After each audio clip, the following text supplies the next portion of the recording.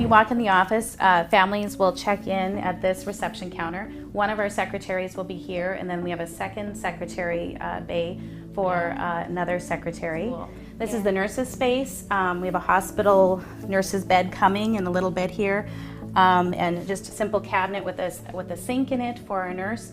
This is a wonderful luxury. In some schools, there isn't a designated nurse's space right in the office. Very often, the nurse's space is where the secretary is. This would be an example of our kindergarten rooms at Discovery. The interactive projectors were just installed this week, and one unique thing about the projectors is that they project onto a flat wall, and so there's no need for the big boards anymore to be mounted. And also, the interactive feature is now within the projector part, and you can have up to 5 kids with pens writing, working simultaneously on that board. The other unique thing that we've done at Discovery is that we have hung everything up child height. So I don't know if you noticed that when you walked in, but the intent is with our interactive projectors, with our dry erase boards, and with our classroom display boards, that everything is meant for student viewing and student work. And so the idea is that it is for kids' eyes and kids' learning purposes, and so it looks a little lower than what we're used to.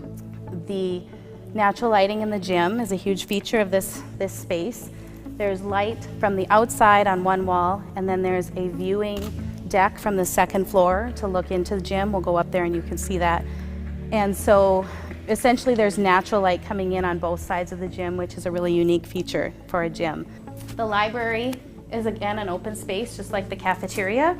You'll notice there's no doors, and the feeling of the library, the intent of the library is that, again, we have natural lighting and an open space for kids for an optimal learning environment. The Park District has a really beautiful design where this will fill in with, a hockey rink, a softball diamond, and so this will be green space. This is one of 5 learning commons. All 6 classrooms are wrapped around a learning commons at Discovery, and so this space is meant to be a shared space amongst all 6 classrooms in this area.